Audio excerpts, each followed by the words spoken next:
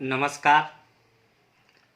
जैसा कि आपको विदित है, आपके संज्ञा और सर्वनाम जो विकारी के अंतर्गत आते हैं, दो आपके व्याकरण की तत्व पूर्ण करा दिए गए हैं।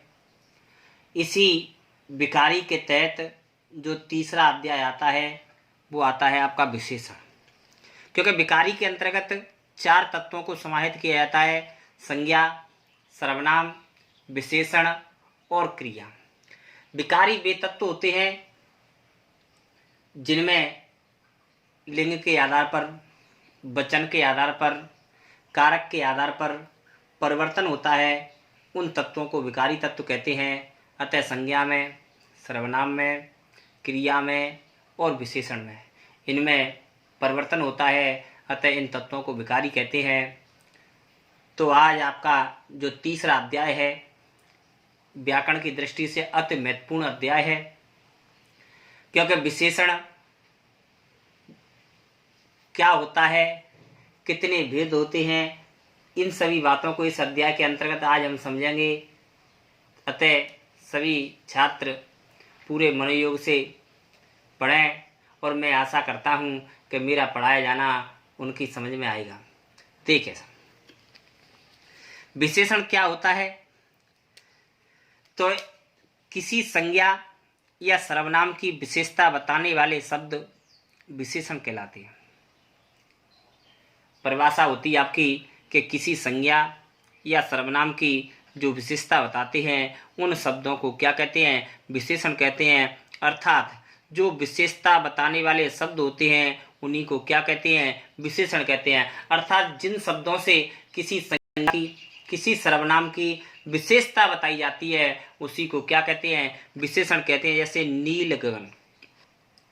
अब यहाँ पर गगन है वो आपका व्यक्तिवाचक संज्ञा है, लेकिन इस व्यक्तिवाचक संज्ञा की नील शब्द से क्या बताई जा रही है? विशेषता बताई जा रही है। जो नील शब्द है या जो नीला शब्द है वो आपका गुणवाचक विशेषण है। ऐसे काली गाय, गाय की विशेषता काली शब्द से बताई जा रही है। ऐसे सुंदर बच्चा, बच्चा शब्द की विशेषता सुंदर से बताई जा रही है। अतः ये सभी शब्द आपके क्या है? विशेषण है। बात आती है कि विशेष और विशेषण, माने जो अपने जो संज्ञा सर्वनाम होते हैं उन संज्ञा सर्वनाम को हम विशेष कहते हैं, तथा संज्ञा सर्वनाम की जो विशेषता बताई जाती है उन्हें विशेषण कहते हैं। और तीसरा शब्द आता है प्रविशेषण, माने जो विशेषण की भी विशेषता बताते हैं उन्हें प्रविशेषण कहते हैं। अब आपके लिए तीन शब्द हैं। सबसे पहला विशेषण, दूसरा विशेष और तीसरा है प्रविशेषण। विशेषण के बारे में अभी हमने जानकारी ली कि जो संज्ञा सर्वनाम की विशेषता बताई जाती है उन्हें विशेषण कहते हैं। लेकिन विशेष होता है कि विशेषण के द्वारा जिसकी विशेषता बताई जाती है उसे क्या कहते हैं? विशेष कहते हैं। जैसे ऊपर के वाक्यों में देखें, नील गगन, काली गाय, सुंदर बच्चा। अब इनमें देखें तो नीला, काली, सुंदर ये आपके विशेषण हैं, लेकिन गगन, गाय और बच्चा ये आपका क्या है? विशेष्य। अतः जो विशेषता बताई वह विशेषण है, जिसकी विशेषता बताई जाती है वह विशेष माना जाता है। अर्थात जिसकी विशेषता बताई जाती है वो एक संज्ञा या कोई सर्वनाम होगा, अतः वो विशेष की श्रेणी में आता है। और जिसके द्वारा विशेषता बताई जाती है उसे विशेषण कहते हैं। तीसरा शब्द आता है प्रविशेषण। ऐसे शब्द जो विशेषण की विशेषता बताते हैं उन्हें प्रविशेषण कहते हैं। जैसे अत्यंत, बहुत, ज्यादा। अर्थात जैसे वह बहुत काला है, वह बहुत काला है। अब यहाँ पर जो काला शब्द है वो विशेषण है, लेकिन विशेषण की भी विशेषता बताई जा रही है कि बहुत, अत्यंत, कम, थोड़ा, अधिक आदि जो तत्व हैं वो आपको विशेषण की श्रेणी में आते हैं। ऐसे ही ज्यादा, चाय में नमक, सब्जी में नमक ज्यादा है, चाय में चीनी बहुत कम है। अब चाय में चीनी कम है तो शब्द तो क्या है? विशेषण है, लेकिन बहुत कम है। अत्यधिक है तो अत्यधिक है, बहुत है, ये सभी जो शब्द हैं वो आपके किस श्रेणी में आते हैं?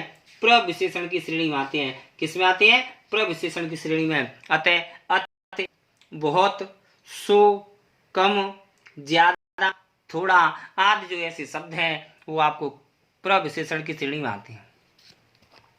अब बात आती है जो विशेषण है वो दो तरह के होते हैं, एक होता है उद्देश्य विशेषण, एक होता है विधेय विशेषण।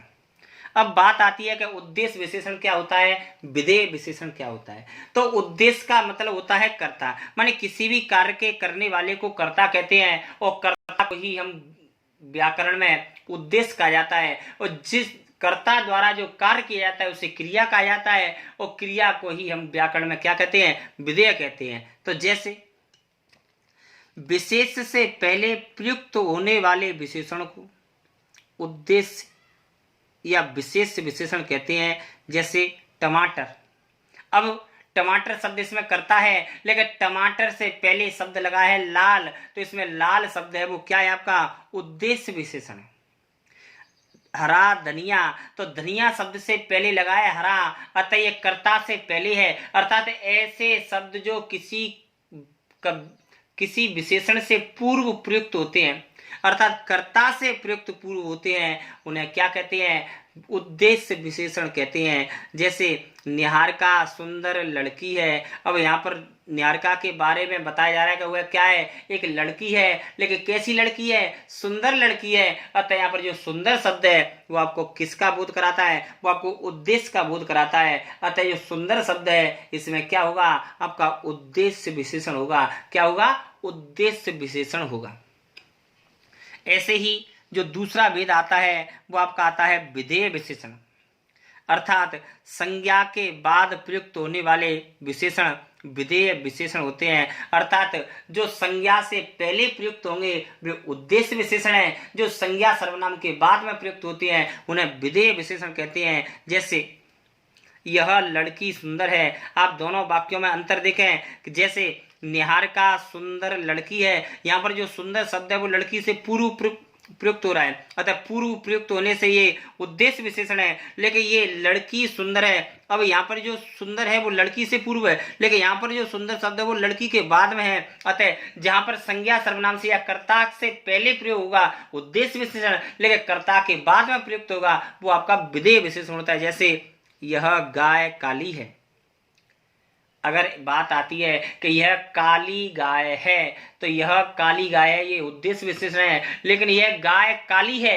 गाय की विशेषता बताई जा रही है, लेकिन काली शब्द से बाद में, अतः यहाँ पर यह उद्देश्य विशेषण न होकर के ये विधेय विशेषण होगा। जैसे वे मीठे फल हैं, तो यहाँ पर जब मीठा शब्द फल से पूर्व प्रयुक्त होता है तो आपका उद्देश्य होता है, लेकिन यहाँ पर वे फल मीठे हैं तो यहाँ पर मीठे शब्द का जो विशेषण है उसका प्रयोग फल संज्ञा के बाद में हुआ है, अतः यहाँ पर कौन सा विशेषण है? अतः यहाँ पर विधेय विशेषण।